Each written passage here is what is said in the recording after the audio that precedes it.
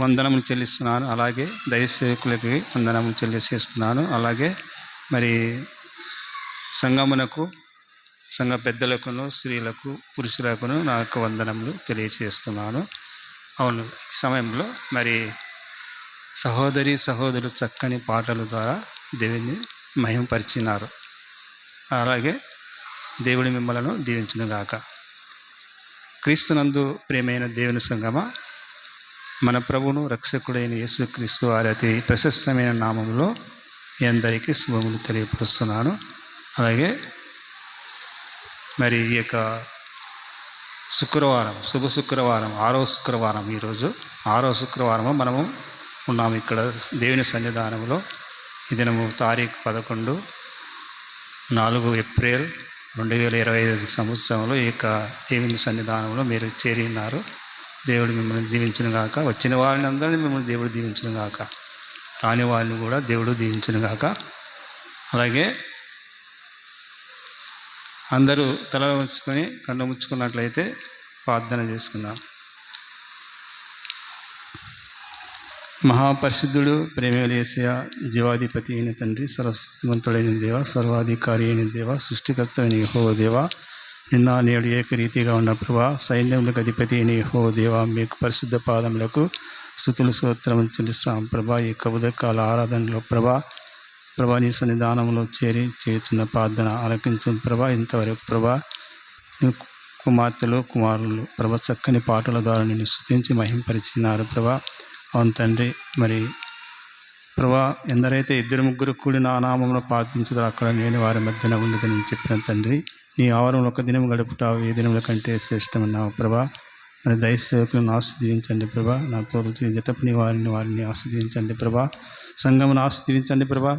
సంఘ పెద్దలను ఆస్వాదించండి ప్రభా. స్త్రీలను, పురుషులను, యవనస్తులను ప్రతి ఒక్కరిని ఆస్వాదించండి ప్రభా. అవును తండ్రి, మరి ఈ సమయంలో ప్రభా నీ బిడ్డలు, కుమార్తెలు నీ యొక్క వాక్యం వినుటకు వచ్చి ఉన్నారు ప్రభా. అవును తండ్రి, ఆ వాక్యమిని వాక్యానుసారంగా జీవించే భాగ్యం దయచండి ప్రభా. ఇంతవరకు మరి తండ్రి నీ యొక్క కుమార్తెలు చక్కని ప్రార్థన చేసి మరి నిన్ను మహింపరిచినారు ప్రభా. అవును తండ్రి, వారిని దీవించండి ప్రభా. మరి రాని వారిని కూడా దీవించండి ప్రభా. అవును తండ్రి, ఈ కార్యక్రమం అంతా తోడుగా మరి నడిపించండి ప్రభా. అవును తండ్రి, వాక్య పరిచయం చేసిన కృపా సాయం దయచేదురని మరి కొద్ది ప్రార్థన ప్రభా ప్రియకుమారుని ప్రవేశపెట్టి ప్రార్థించుస్తాను తండ్రి. ఆమేన్. ఏమంటే మన జీవితంలో ప్రార్థించవలసిన విషయములు ఎన్నో ఉన్నవి.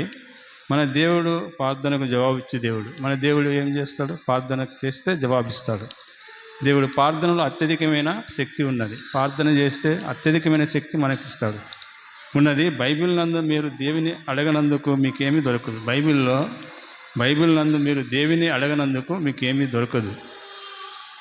యాకోబు 4:2 అని వ్రాయబడినది. మన జీవిత మార్గములో దేవుని నడుపుదల కొరకు ఆయన ప్రార్థించడం ప్రాముఖ్యం.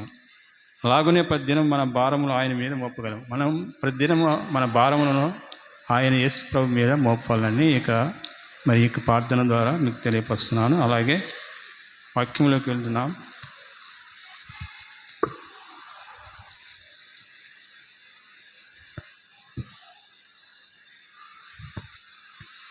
మీరు అదే హల్లెలూయా అంటారు కదా. హల్లెలూయా అంటే దానికి అర్థం ఏమి?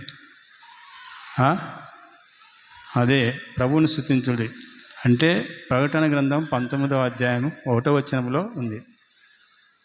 హల్లెలూయా హల్లెలూయా అంటారు కదా అందరూ. మరి ఇంకో ఇంగ్లీష్ అది ఎవరికీ అర్థం కాదు. హల్లెలూయా అంటే దాని భావం అనేది తెలుసుకోవాలి. 1వ వచనం 19వ అధ్యాయం 1వ వచనంలో ఉంది. చదవండి.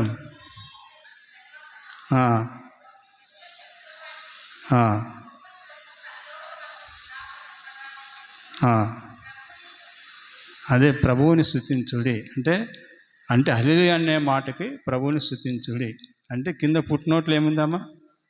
హల్లెలూయా. అది అంటే ఇక శ్రమల దినముల ధ్యానం చేసుకుందాం. శ్రమ దినములు అంటే ఆదికాండము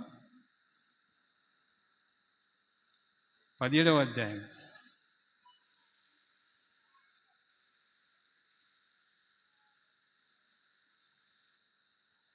దేవుడు అబ్రాహాముతో మాట్లాడినాడు. 17వ అధ్యాయం 1వ వచనం. అబ్రహాము 99 ఏండ్ల వాడైనప్పుడు యెహోవా అతనికి ప్రత్యక్షమై, నేను సర్వశక్తిగల దేవుడను, నా సన్నిధిలో నడుచుచు నిందారహితుడై ఉండేమో.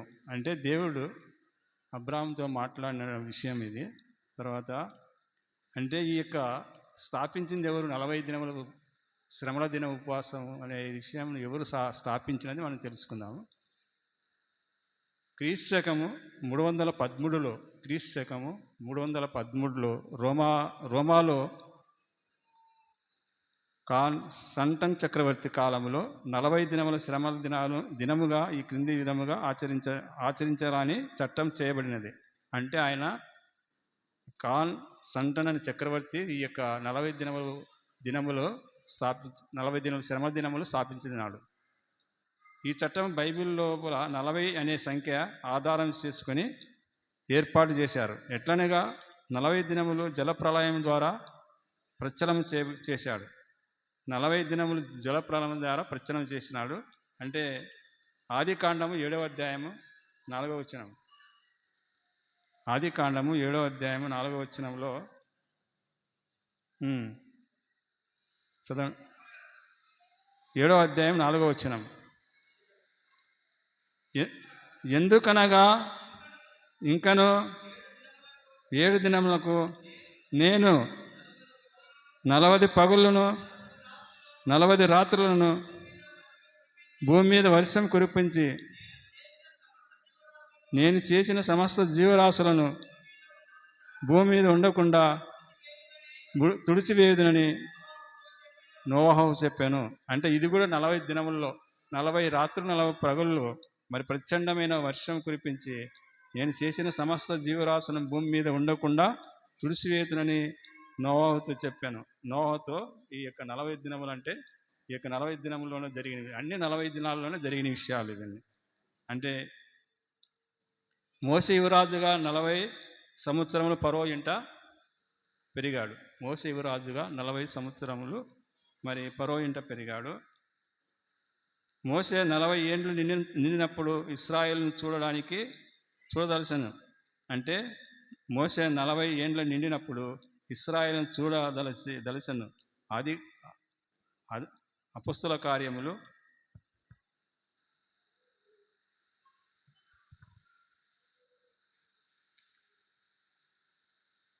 7వ అధ్యాయం 23వ వచనం.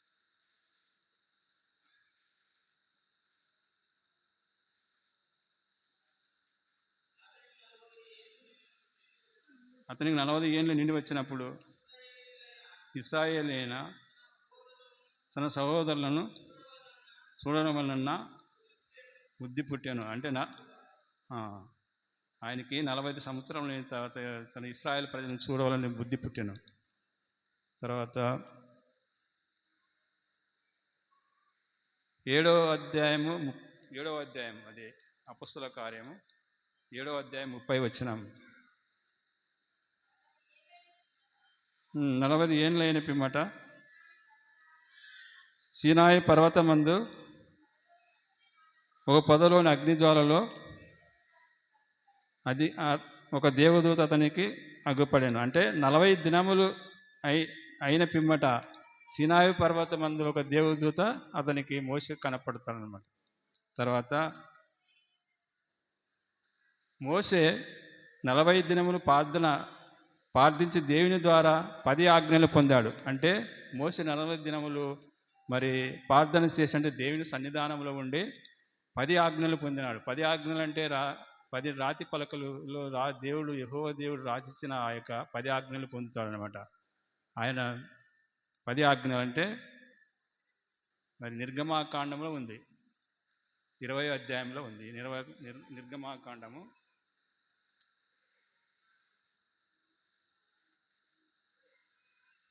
20వ అధ్యాయము 12లో ఉంది. 12వ వచనం. నీ దేవుడైన యెహోవా నీకు అనుగ్రహించు దేశములో నీవు దీర్ఘాయుష్మంతుడగునట్లు నీ తండ్రిని నీ తల్లిని సన్మానించము. నరహత్య చేయకూడదు, వ్యభిచరింపకూడదు, దొంగలకూడదు, నీ పొరుగువాని మీద అబద్ధ సాక్ష్యం పలకకూడదు, నీ పొరుగువాని ఇల్లు ఆశింపకూడదు, నీ పొరుగువాని భార్యనైనను అతని దాసి అయినను అతని దాసినైనను అతని ఎద్దులైనను అతని గాడిదనైనను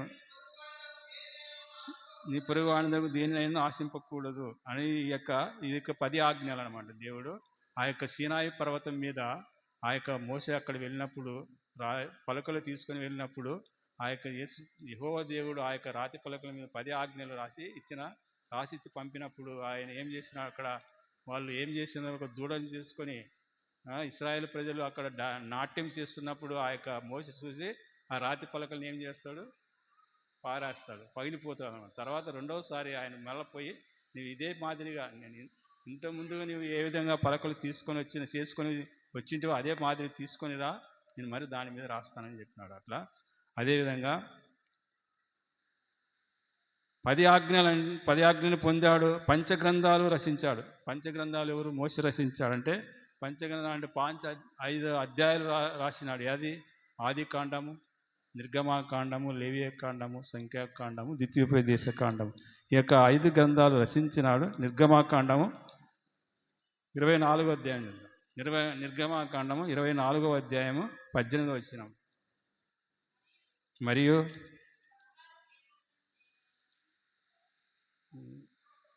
24 కదా, చాలు 12, 18, 24, 18.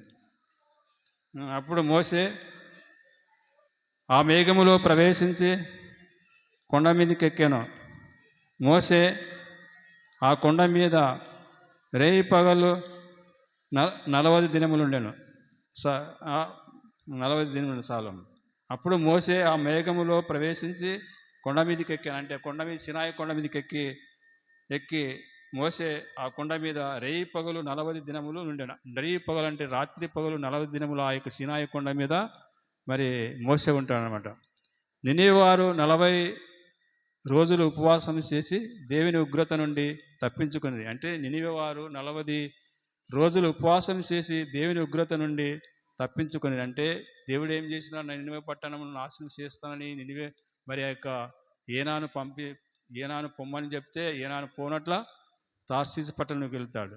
అంటే ఆ యొక్క ప్రకటన చేయము, ఈ 40 సంవత్సరం నినివే పట్టణము నాశనమవును అని సాటింపు చేయమని చెప్తే ఆయన ఏం చేస్తాడు, తార్షీషు పట్టణంకు వెళ్ళిపోతాడు. అంటే పారిపోతాడు, వేరే ఊరికి వెళ్ళిపోతాడు. నినివే పట్టణంకు దేవుడు చెప్పిన మాట ప్రకారం ఆయన పోలేదన్నమాట.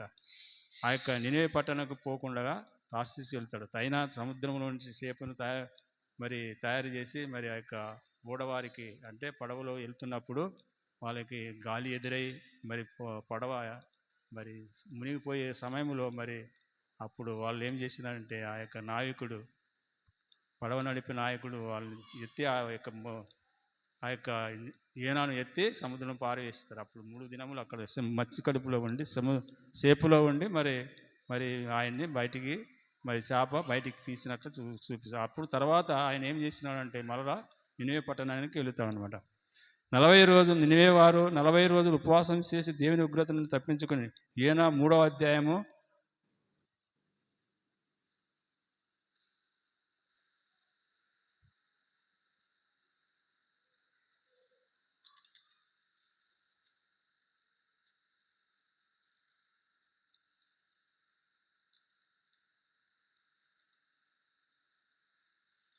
4వ వచనం నుంచి 10 వరకు.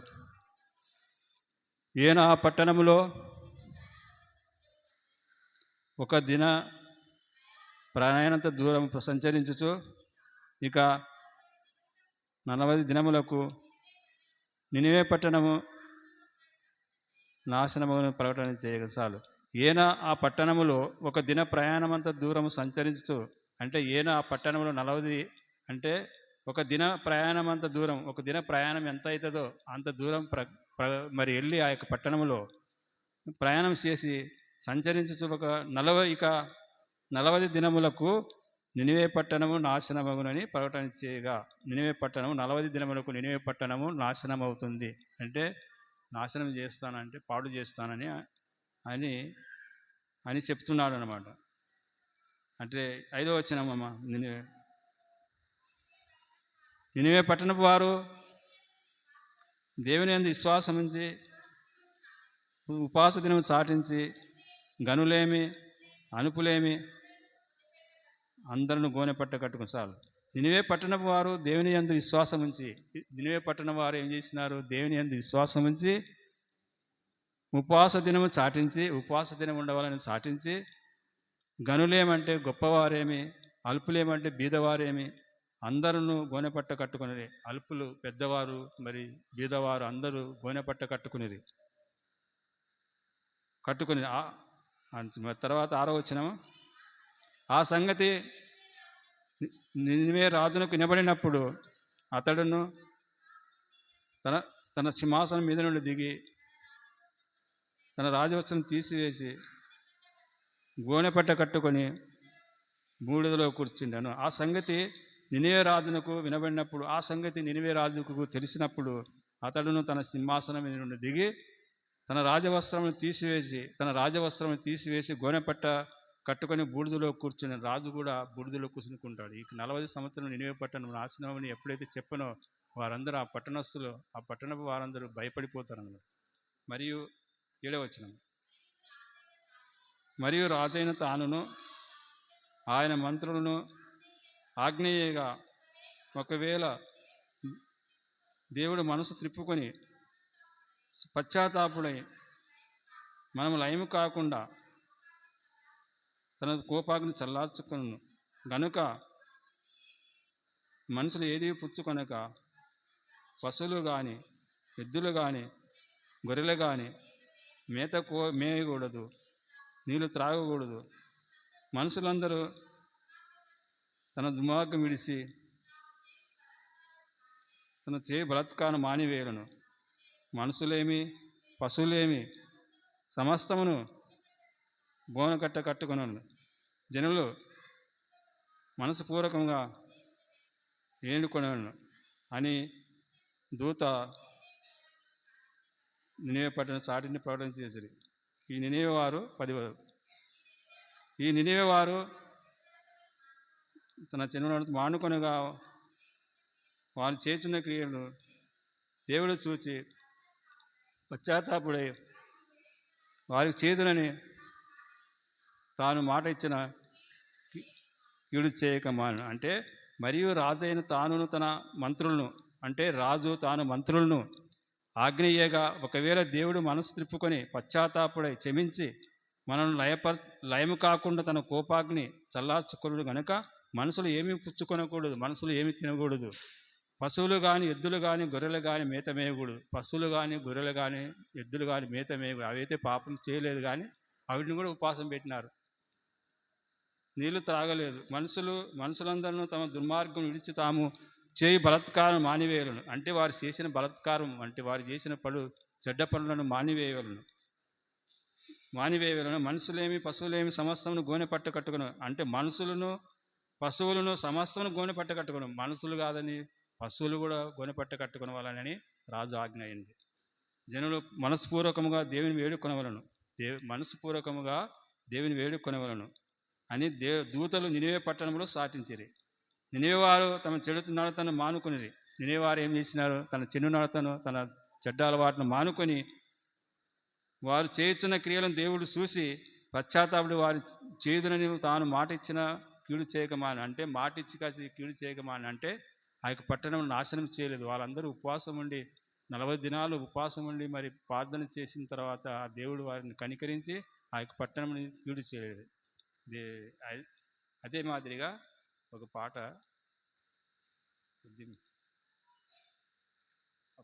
ఒక పల్లవి ఒక చతాన్ని ఓడిస్తాను. లోకమును జయించను దేవుడు, తనకు అప్పగించిన పనిని పూర్తి చేశాను. దేవుడు ప్రభు అయిన యెహోవా దేవుడు యేసు ప్రభువుకు అప్పగించిన పనిని పూర్తి చేశాను. మత్తయి 4:2 చదువుకుందాం. దీంతో చేసుకొని ముగిస్తున్నాం. మత్తయి సువార్త 4వ అధ్యాయం 2వ వచనం. చాలా కొద్దిగా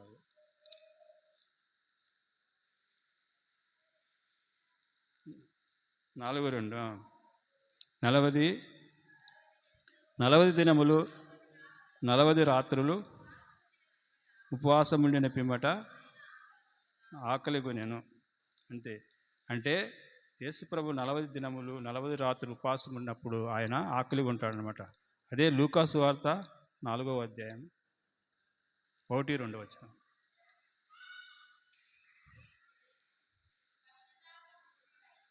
యేసు పరిశుద్ధ 4వ అధ్యాయం లూకాసు వార్త 4వ అధ్యాయం 1-2 వచనం. యేసు పరిశుద్ధాత్మ పూర్ణుడై యోర్దాను నది నుండి తిరిగి వచ్చి 40 దినములు ఆత్మచేత అరణ్యములో నడిపింపబడి అపవాది చేత శోధింపబడుచుండును. ఆ దినములో ఆయన ఏమీ తినలేదు. ఆ దినములో 40 దినములు సాతాను చేత శోధించబడుతున్నప్పుడు ఆయన ఏమీ తినలేదు. అని తీరిన తర్వాత ఆయన ఆకలిగా నేను చాలా. తర్వాత మార్క్స్ వార్త 1:13.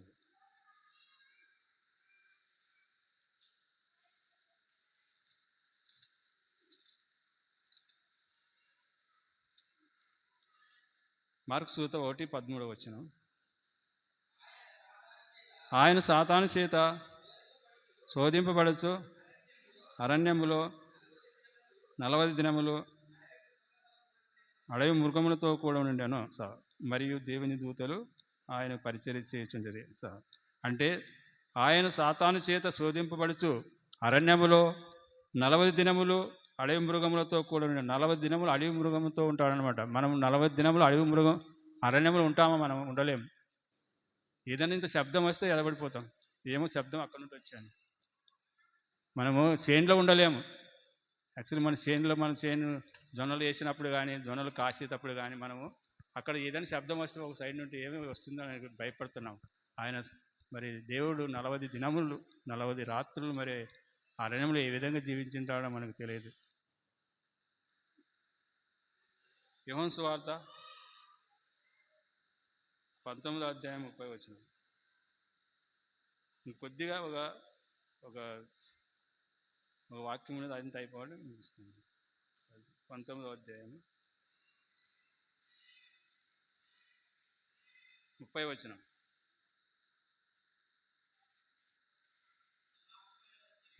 యేసు సిరకపుచ్చుకొని సమాప్తమైన చెప్పి తల వంచి ఆత్మను అప్పగించిన చాలు. తర్వాత కనుక జీవితంలో తమకు దేవుని ద్వారా అద్భుత కార్యాలు ఆశ్చర్య కార్యాలు జరగాలని ఆశించిన వారు, అనుకున్నది ఏదైనా సాధించాలని తలంచిన వారు, జీవితంలో పోగొట్టుకున్నది తిరిగి పొందాలని కోరుకున్నవారు తరచుగా వీలుగాకపోతే జీవితంలో కనీసం ఒక్కసారైనా 40 శ్రమల దినములు కానీ లేదా 40 శ్రమల వారము కానీ ఈ కింద విధముగా ఆచరించి దేవుని యొక్క కృపాక్షేమములు ఆశీర్వాదములు దీవెనలు పొందవాలని వాక్యం ద్వారా తెలుపుతున్నాను. అంటే 40 దినములు లేకున్నా కూడా 4 వారాలైన కానీ ఉండి మరి దేవుని యొక్క కృపాక్షేమాలు ఆశీర్వాదాలు మరి దీవెనలు పొందవాలని దేవుని వాక్యం తెలియపరుస్తుంది. మనం 40 దినాలైతే ఉండలేము ఉపవాసం. మరి వారంకు ఒకసారైనా ఉండి మనము ఈ యొక్క దేవుని ద్వారా కృపావరం పొందవాలని దేవుడి కొద్ది మాటలు అయ్యగారికి వందనములు. అయ్యగారికి సమయం ఇస్తున్నాను.